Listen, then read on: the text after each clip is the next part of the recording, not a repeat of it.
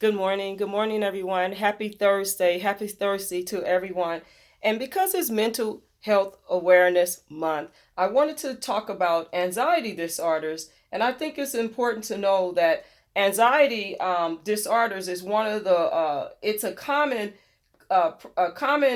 clinical diagnosis in clinical practice. Anxiety disorders are common uh, in clinical practice. They often run a chronic course and have an adverse, often overlooked impact on the quality of life. And so, if you know someone suffering from anxiety or you have anxiety, and I think that a lot of people might have developed anxiety during the course of the pandemic.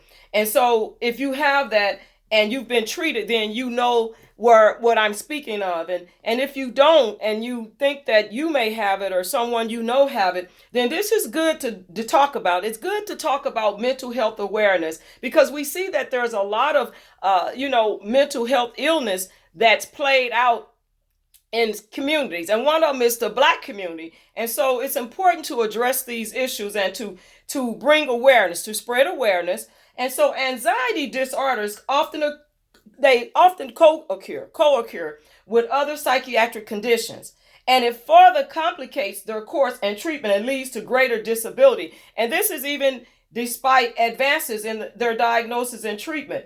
And the recognition of anxiety disorders is still unsatisfactory. So they still don't give a lot of recognition to anxiety, disorders, even though they should, and we should talk about it more because it happens a lot. And many people that have anxiety still suffer a lot because they don't talk about it as much. It doesn't get a lot of recognition. So people that are suffering from it continue to suffer and it remains untreated. And then others are not treated adequately. And some people only respond to partial treatment or treatment resistant. Some people are treatment resistant to it. And there has been in the last over the last 2 decades, there's been a lot of intense research activity over it, but it's still, there's a lot of unsolved issues that remain unsolved, especially in the etiology and the pathogenesis. And so I wanted to just, quickly bring some information to you on, anxiety disorders. And, so that you just are aware. So anxiety disorders, the definition of it can be defined as conditions characterized by pathological anxiety that has not been caused by physical illness, is not associated with substance abuse. Let's be very clear with that. And is not part of a psychotic illness. Okay? Since pathological anxiety has been postulated as the sine qua non of anxiety disorders, it is important to first make a distinction between pathological and normal anxiety. And so for the sake, let's clarify this.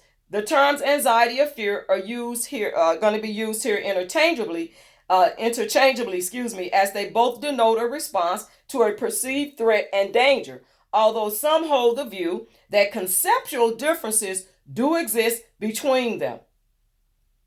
Okay?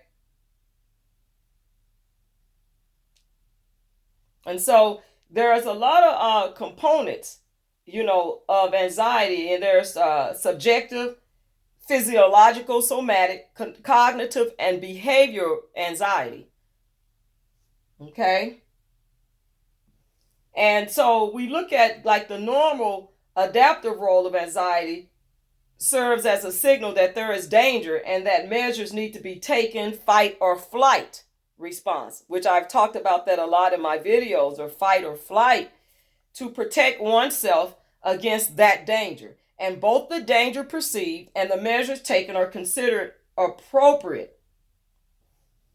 So there is like the pathological anxiety, the criteria for the differentiation of it is intensity relatively high or out of proportion to the situation or circumstances. The duration can generally last longer or recurrent, and you can be preoccupied with anxiety. And the quality of the experience is distressing, overwhelming, and incapacitating. And then there's effects on behavior and functioning. causes long-standing changes in behavior, impairs function. Then you have the normal anxiety is relatively low and are proportionate to the situation or circumstances, and is generally shorter or lasting, and there's no preoccupation with anxiety, with this particular normal anxiety, and the quality of the experience of the normal anxiety is unpleasant but not too distressing, or not distressing for a long time. And under that normal anxiety, the effects on the behavior and function is generally does not affect behavior more than temporarily, and does not impair functioning. Okay, and so let's get into this is coming from the Anxiety Disorders in Adults, a clinical guide from uh, the scholar journalist Starcevic. But let's talk about what Dr. Jennifer Ashton has to say, about anxiety as well. She's saying that when she's looking at this, and she's talking about it in a concept of her practice, but as well as what she's experienced. But I want to talk about mainly about the research on what she has, what she's talking about, that women are more than likely, twice as likely as men, to get anxiety disorders in their lifetime. And this is a discrepancy not yet completely understood from a medical perspective. But some of the experts could say that it's change in women's hormone, the changes in women's hormone, different responses to stress, and women may report symptoms of anxiety more frequently than men. And when you really think about it, as women, we have a lot on our plates, especially if we are raising children. I mean, think about it. You have children, and if you have a full-time job, and even say you're going to school.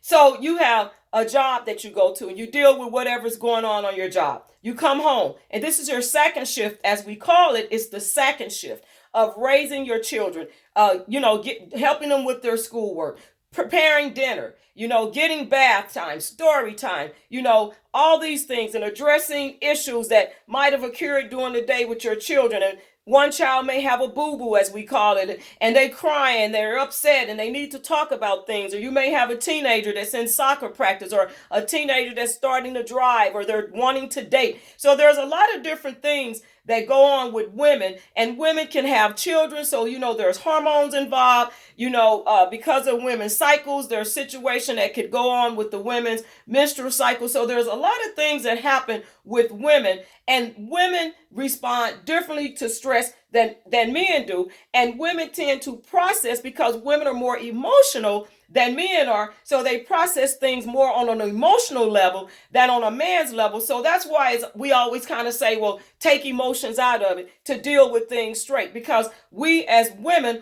are more emotional as men.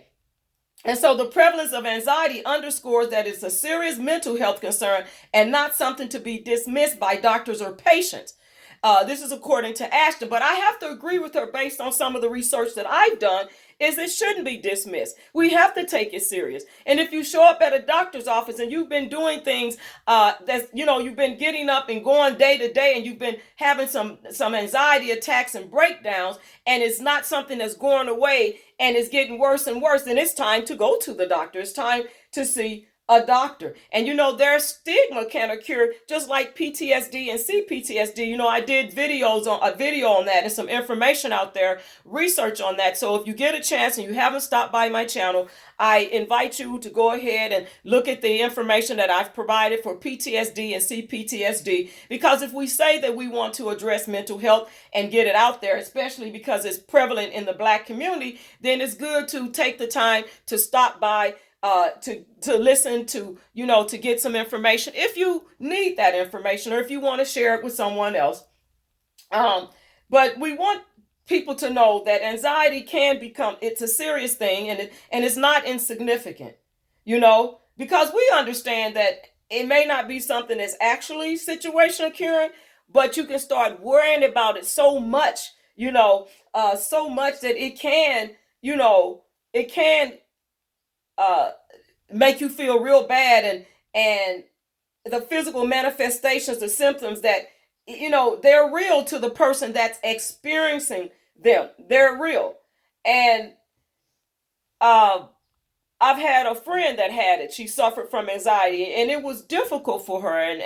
And some, and I have another friend that still has it, and it's difficult, and it's hard to treat because there could be depression involved. There could be uh, PTSD or CPTSD from multiple traumas, and a lot of life situations that are going on that are out of your control, and it can prevent you from healing, and it can be difficult to treat because of that. And so there's many different types of anxiety. Like I said, the day to day, work issues, health, money, work, family, those are generalized anxiety disorders where you get anxious and you might, have a difficult day, doing everyday tasks, and it may get worse and you may start having stress related physical symptoms and even difficulty sleeping and stomach aches. And when you start to have difficulty sleeping and it becomes not just one night but consistent, it's time to go to the doctor. And you have these stomach aches, it's time to go to the doctor. And that's why I always stress, exercise is good, to get out and walk if you can, or go running, jogging, ride your bike, do some mindfulness exercises, pray, meditate, read the Bible, read a good book, determine what your values are and live out your values. That helps to take away a lot of or decrease anxiety when you're able to, live out your values and do things that really help you. Play a little. Don't be afraid to throw a ball. Don't be afraid to run up and down the soccer field with your kids, or just get out there and kick a ball around. Don't be afraid to punch if you have a punching bag. That's pretty popular. You can get them from the Big Five store. You can go to Big Five and they sell them there. Don't be afraid to punch a bag and get you some punching gloves and go at it. Don't be afraid if you're a runner, to do some sprints, even if it's just a few sprints. But don't be afraid to do things or shoot some basketball. I love basketball and I love sports. Don't be afraid to get out and do those things to try to curb and decrease the anxiety that you're feeling on a day-to-day basis, because life circumstances are what they are, and then life circumstances can throw you a curveball.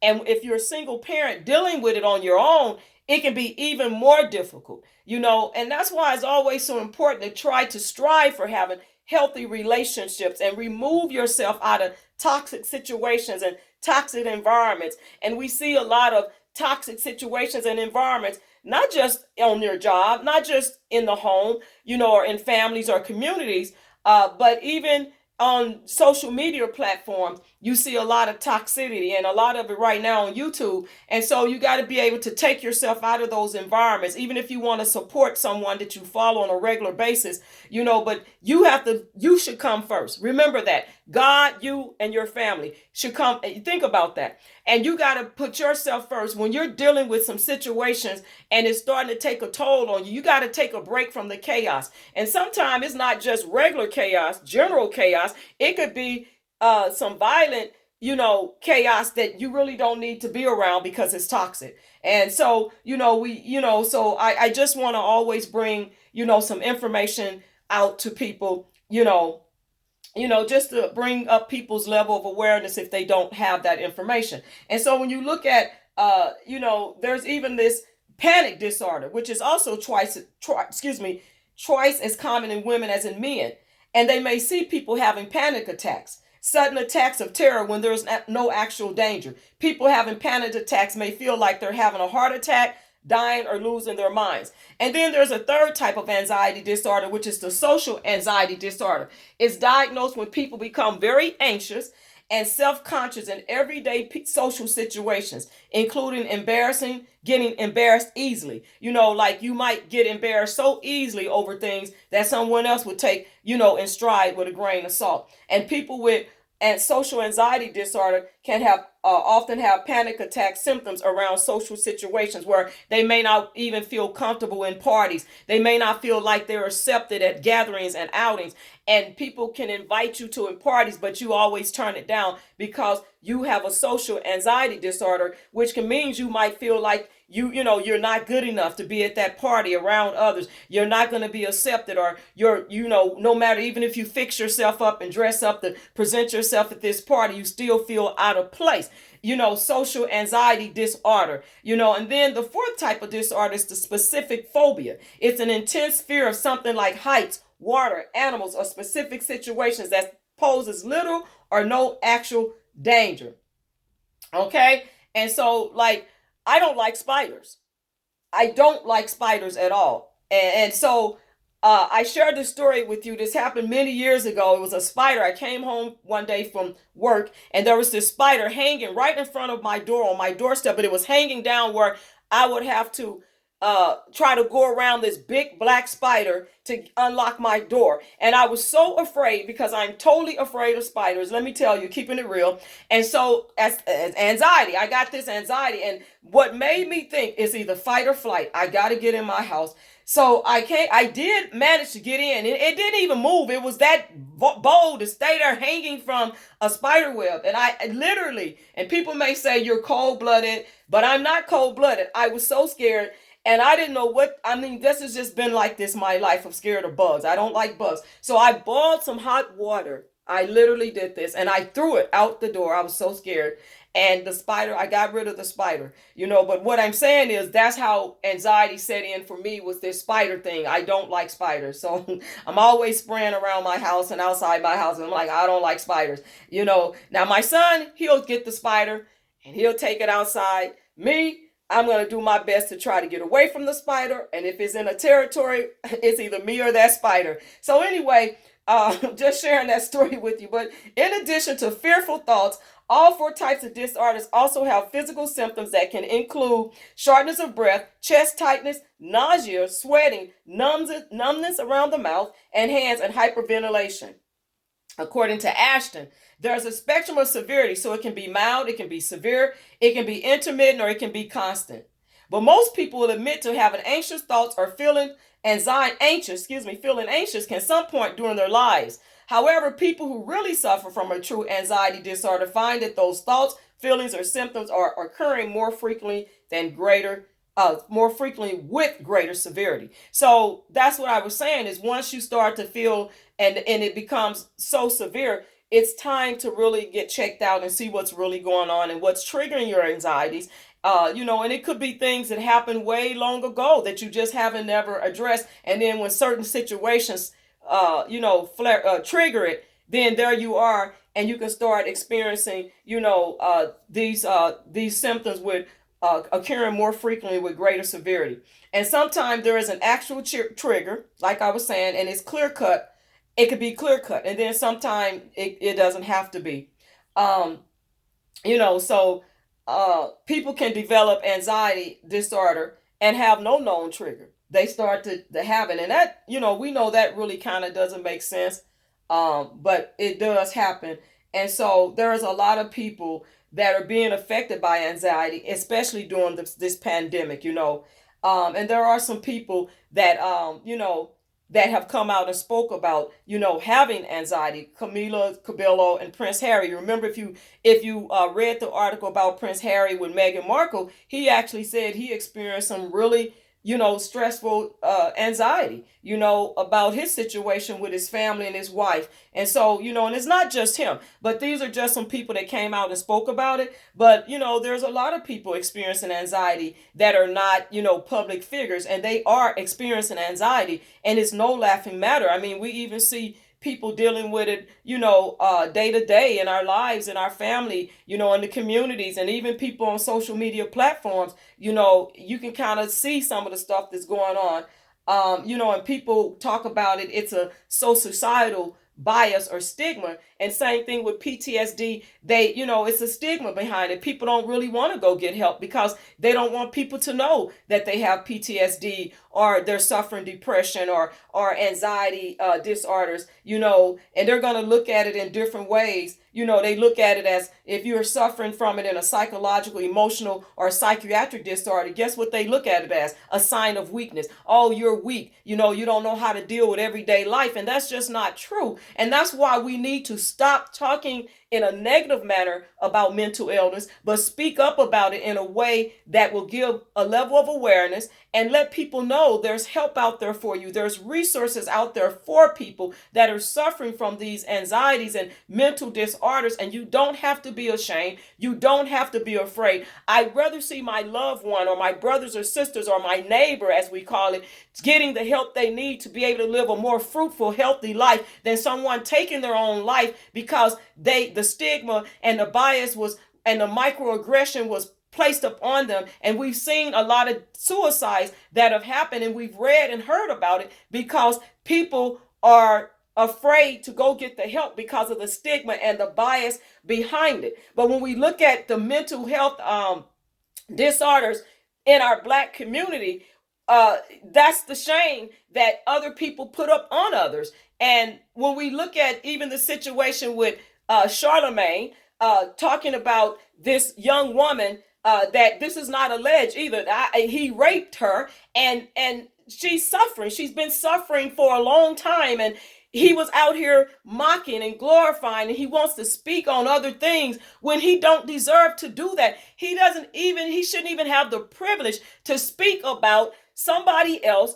or other people and get on a platform and think it's okay to harm other women in the way that he did. And now he wants to, it's unreal that he's doing this. And maybe he suffers from some type of mental disorder that he hasn't recognized. But at the same time, who puts God behind their name and think it's cool? Well, it's a little G. And obviously he's dealing and dabbling in little idols, little G gods and idols, because you definitely is just totally out of order, inappropriate to do the things. And this is, I believe, Miss Jessica is a real victim, and I believe that someone needs to really sit him down and have a real good talk, a man-to-man talk. I'm talking about real men. Have a man-to-man talk. And I know Kwame has been having these talks, and I salute that brother for having these talks, for not being afraid,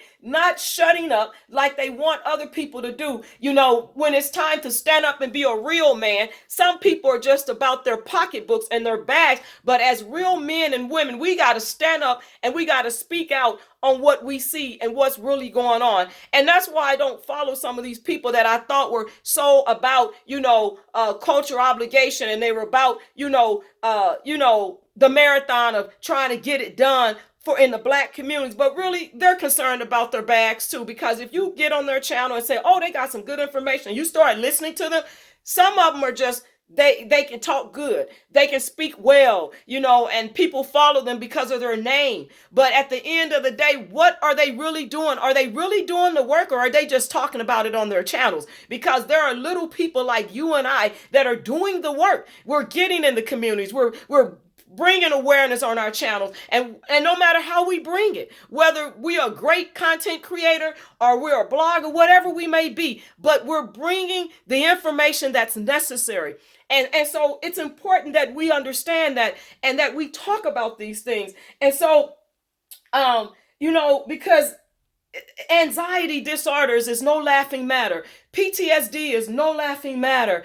It can become complicated and complex. And one of the important things, as I did in my PTSD, when I did my research on PTSD and CPTSD, it's important to have hope. It's important for that individual to have hope. And if they've lost hope, to help them restore their hope back, and to help them to live out the values. Having a good support system when you're suffering from anxiety disorders and panic attacks and PTSD and depression, it is so good to have. It's very good to have a good support system in order. And treatment for anxiety disorders often includes a combination of counseling and medication, and both together is often most effective. And when it comes to counseling, they usually, I talked about this before, cognitive behavior therapy, CBT, and is often used to help people change thinking patterns around their fears. And this is important. It's different. There's different, uh, you know, um, treatment plans out there when it comes to counseling, but CBT, cognitive behavior therapy, is one of, it's a popular one. It's one that's used, and there's that's a therapeutic one that has they've done their research on it, and that actually helps. um it actually does help. And so there's differing degrees of anxiety, and it may be difficult for people to determine whether they should seek treatment or not. But what matters is how it is affecting a person individually. And that's what I was saying. When it starts to affect you in a negative way, it's time to seek treatment, because there's a big difference between someone who has one anxiety attack or a panic attack per year and someone who has one per day. That's very, very important. And there is a big difference between someone who can manage their anxiety and still function at home and in the workplace, and someone who has to leave meetings at work or who has to go home from celebrations or social gatherings. That's the difference. And so whether or not you have anxiety as a person that is interfering in your life is very subjective. But in general, it's whether or not it's interfering to a degree that is not acceptable to you. See, you have to determine what's acceptable to you and how is it affecting you. No one can tell you how it's affecting you, because we hear that too, where people want to say, well, it's not that bad. But no, you have to determine for yourself what's best for you. And remember, putting yourself first, God and then yourself. If you believe in God, a Christian believer in the Bible, then God and then yourself. And you got to look at yourself. You got to come first when it comes to your mental health, even physical health, but mental health. Because we talk a lot about physical health, of losing weight and all this stuff, and we want to lose weight and we want to eat better. Great. And that's really wonderful to take care of the temple. But your temple also includes your mind, your heart, your brain, all of that stuff is your temple, everything, your body parts. And so your mind is very important too. We need to take care of our mental health, because if we don't take care of our mental health, then our physical health deteriorates. And so other factors like physical activity, nutrition, and mindfulness can also play a role in coping with anxiety. And this is what I was saying to you all, mindfulness, physical activity, those are very important things in taking care of your health. And then you can, even if you don't feel comfortable talking to your general practitioner, what about your gynecologist? If you're not comfortable, talking about it, say you don't have a family practitioner, but you have a gynecologist. So you can talk to them about that and bring it up. And they're familiar with dealing with depression and anxiety or disorders as well, because women's health is really, really important. And a lot of experts are, they are experts in that. So it's really important. And you can bring it up at your well woman, checkup, or even, like I said, talk to a nurse practitioner about it, family practitioner, and just like if you will go and talk about other changes, in your women's situation, or if you're having daily headaches, that's important too. But speaking up, it should be like for a person, you got to speak up, speaking up and talking about it, and be loud about it with your provider. Be loud about it. Um, we need people to speak up about it. We need family to support others that are suffering.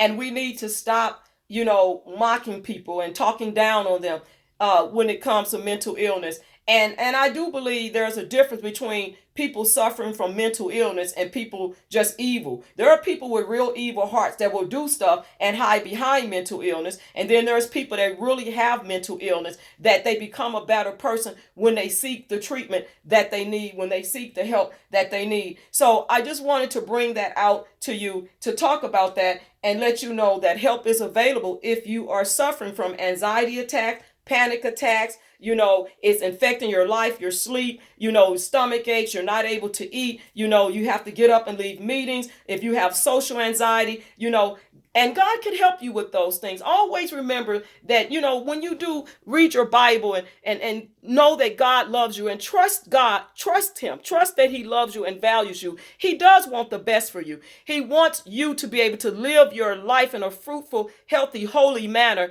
And so, that's important, to have that relationship with Christ. And when people are rejecting you and saying nay to you, God is accepting you and He's saying yes to you. And so having that foundation to know that God loves you, and having a good support system where there's people that really care about you in your life, not fake friends and phony people, that tell a lot of untruths and fallacies, but people that truly love you and want the best for you, and that even will go with you to, and support you, a good support system. So God bless you all on today. Share this video. Thank you so much.